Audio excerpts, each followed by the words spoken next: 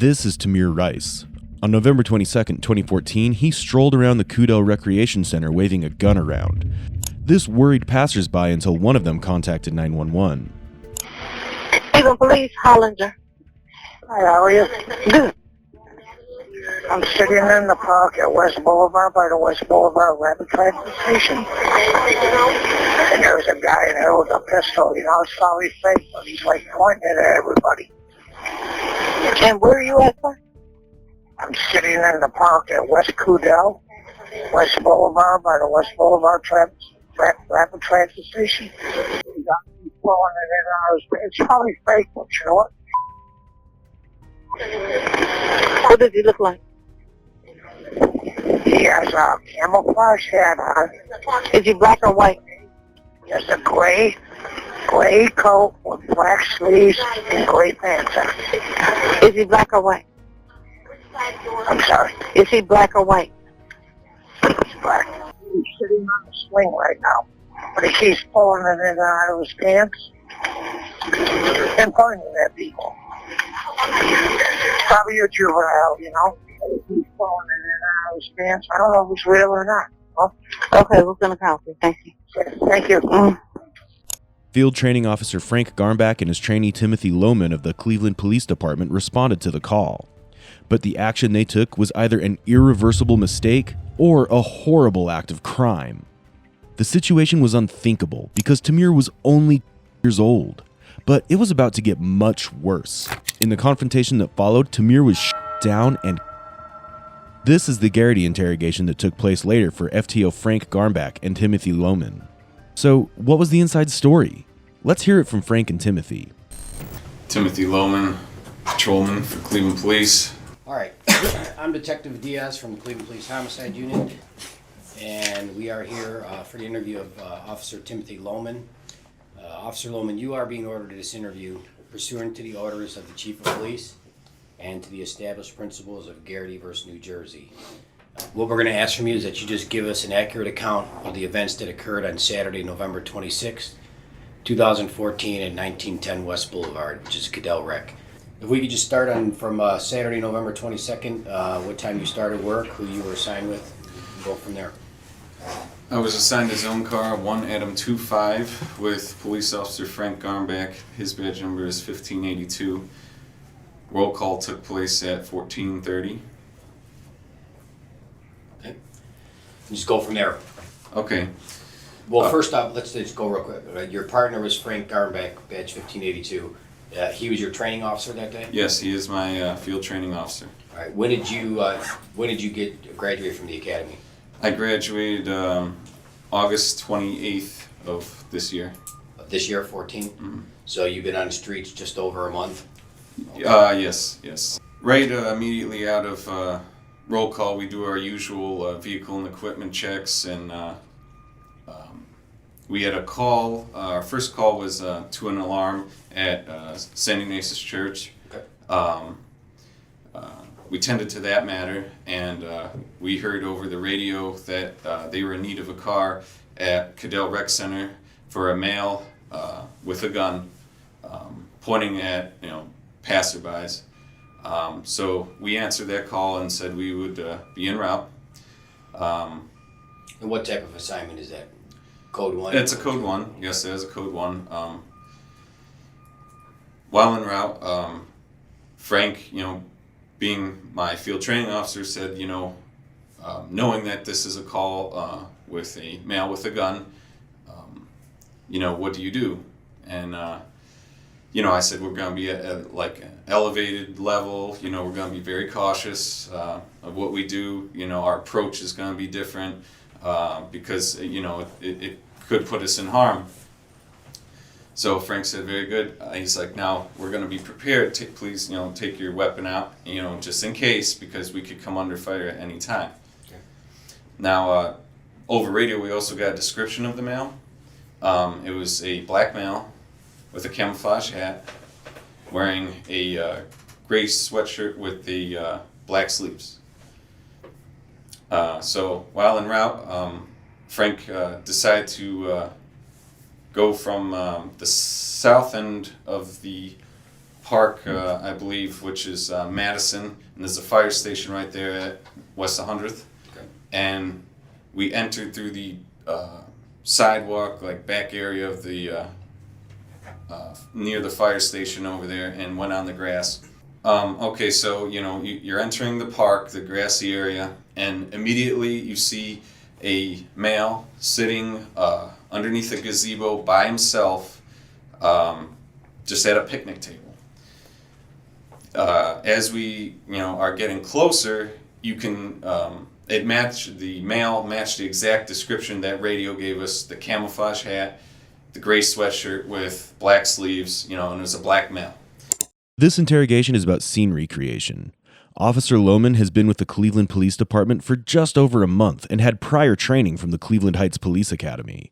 It looks dangerously close to police misconduct. If you're wondering about the roles of all these people here, there's the lead detective, second detective, and 2 observers. Let us dive into the details now. And the male, was sitting there, and then he turns around and notices our zone car, approaching him.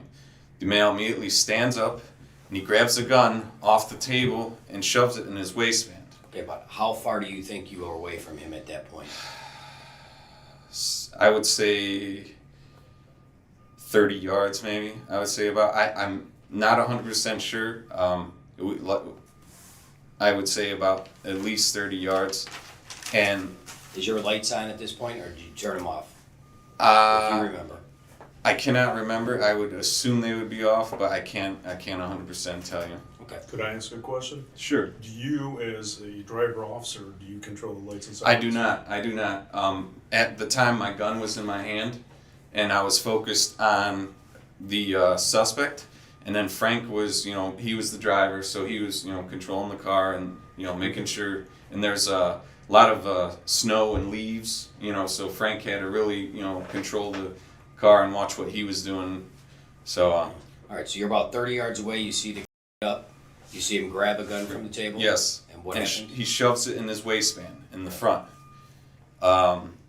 Then immediately upon that, I at that point I knew he had a gun, so I opened the door slightly ajar and I had presented my weapon and I started screaming verbal commands. Put your hands in the air, put your hands in the air, let me see your hands, freeze, put your hands in the air. I said numerous times out loud, and I presented my gun, through the window, so, Is your window down? It was closed, I believe, not 100%, I believe it was closed. Okay. But I had the door slightly ajar open, and I was, making sure my gun could be seen by the male, so he knew that, this was not a joke, that we were serious, And as we approached closer, the male began to walk away, and it appeared like he was going to take off running. The male then. Did your partner say anything to you when you guys observed that? He did not. He did not say anything because I was screaming the verbal commands: "Put your hands up! Let me see your hands! Freeze!" My partner didn't say anything. He was focused on controlling the car. Like I said, it was snow and grass and leaves, so he was maneuvering the car. And as we got closer, the male turned around, and that's when my partner attempted to stop, but I believe we did slide.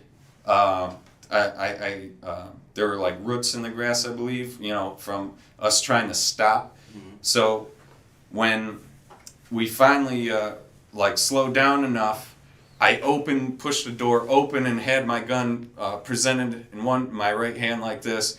According to the statement, Frank pushed himself and the probationary officer Timothy Lohman into the jaws of danger.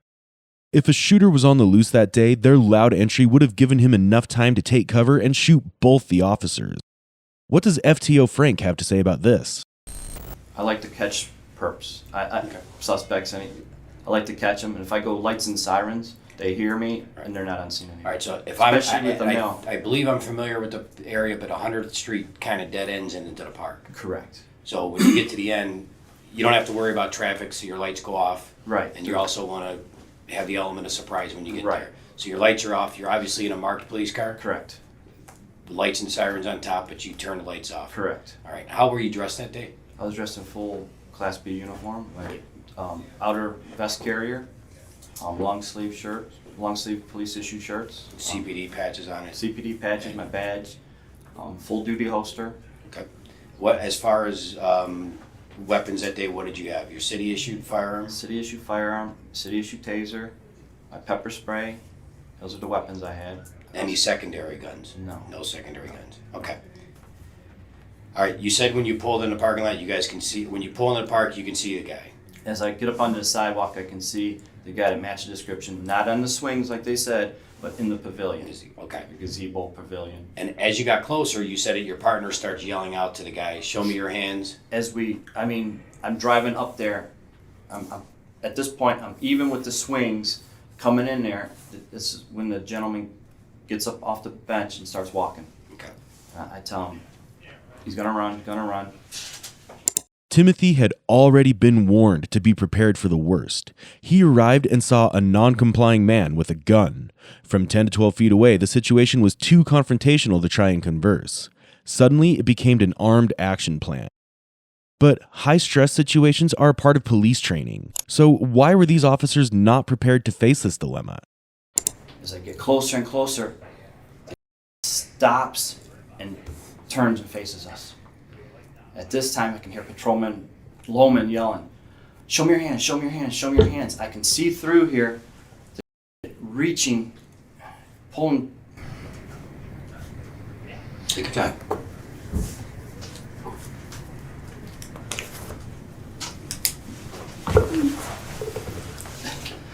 I didn't know what to. I could see him pulling the gun out of his waistband. I don't know if I was in the car or out of the car. I can still see him through the window. And I heard 2 shots. How many shots? I think 2. 2. Yep. I then run around the car. I can see the suspect down, and I can see right by him. There's a handgun, a foot or 2 away from his hand. I go running up to it. I kick the gun out of the way. I'm letting dispatch know that we have a male down, gunshot wound. We need EMS. We need a boss. At this time, I can see Patrolman Loman, my partner, behind the car. He says foot. I ask him if he's been hit. He says no. He thinks he just twisted his ankle. I'm still looking at this kid. He's reaching still. We're telling him, "Show me your hands. Show me your hands." I know I kicked a gun away, but I'm not sure what he's still doing. And then he lifts his shirt up, and I think he went to show me his wound. Okay. At this time, I hear yelling and screaming coming from behind me. I look, and it's a girl coming out of Cadell Rec. She's saying, "You shot my brother. You shot my brother." Frank is showing much more emotion than the other cop, Timothy, who's the one who actually pulled the trigger. Are these crocodile tears, or is this man feeling more responsible for his trainee? However, different people react differently to the same situation. Let's go back to Timothy's side of the story before we reach a conclusion.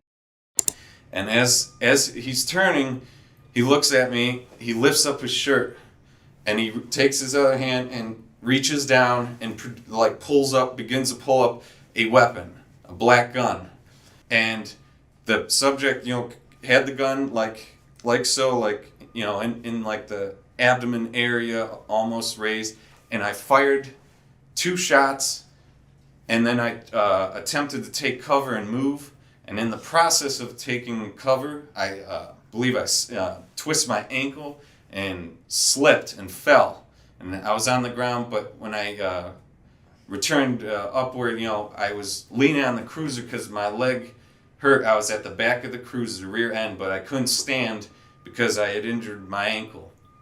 And then my partner, and what I see when I stand back up is the black male was down. My partner had his gun drawn, and he was shouting verbal commands, "Let me see your hands, let me see your hands." Timothy says he was hollering verbal commands at a figure who was lifting his shirt, gliding his hand to his waistband, and removing his weapon. The picture they present is very convincing for the use of force continuum, an escalation where verbal commands give way to lethal force. But justifiable occur when officers determine that lethal force is applied to protect themselves or others. Was this a justifiable We'll discuss that in a minute. Now, the male wasn't complying right away with his hands. He was still moving them. Where was he at this point? He was on the ground, laying on the ground, on the cement portion of the gazebo by, in the picnic table area. And, once I got up, I began, yelling commands again. Let me see your hands, because like I said, he was still moving his hands. And then once the male decided to, stop moving, my partner approached and kicked what looked like a 1911 model pistol, a handgun, black handgun, and then we approached and observed the male. He pulled up his shirt, to show that the gun was removed.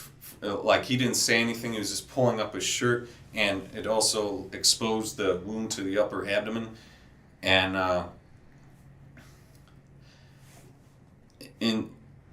not sure the order of the sequence, but my partner did render aid, and I was observing the scene 360 for other threats, and then I also, like I said, I don't know the order if Frank rendered aid first, but the other part was from the recreation center. A black female, came out running, screaming, and at that time we approached her and wrapped her up so she couldn't get near the scene or the body. And when you say wrapped her up, like just put our arms around her so she couldn't get any closer. And then an off-duty police officer, I believe his name was Cunningham, assisted us. He came out of the rec center, I believe. He was working in secondary employment there, and he assisted me in cuffing the black female. Do you recall if you cuffed her or he did? It was my pair of cuffs. I want to say that he did, but and then, like I said, the order of sequence, then detectives came, and I believe they were with the FBI. I recognized their faces from a bank robbery the day before on Warren, but I don't know their names. I'm not familiar with them. But they were one of the first to assist, and we placed in the back of our zone car. Who's that? 1AM25. I want to say the You mean detective. you placed a female? The black female in the zone car. Okay. And then, she continued to scream, and Frank went back. Once she, that was taking her, Frank was rendering aid, and one of the detectives, who I believe stated he was a former medic, possibly, I'm not 100% sure, he also helped render aid, like he put gloves on, and they were tending to the male. And then the female was yelling, she can't breathe, she can't breathe. So I went to the zone car and rolled down the back window for her so she can, breathe. And, we said, calm down, please calm down, And one of the detectives was assisting me. He was telling me to sit down and calm down because I injured my ankle and I could barely stand. And at that point, like, Frank, kept calling, making calls over the radio saying, EMS, hurry up, we need EMS. I believe the first medical unit to arrive was the fire department, and they tended to, and then EMS came and treated him, and other officers began taping off the air.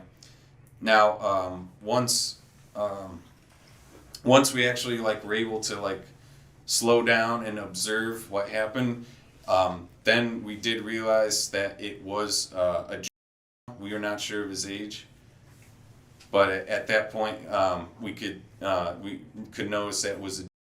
And then also the magazine of the 1911 looking model weapon, the magazine fell out of it when Frank kicked it, and you could tell there was no it was not bullets in it. It was like a BB type weapon.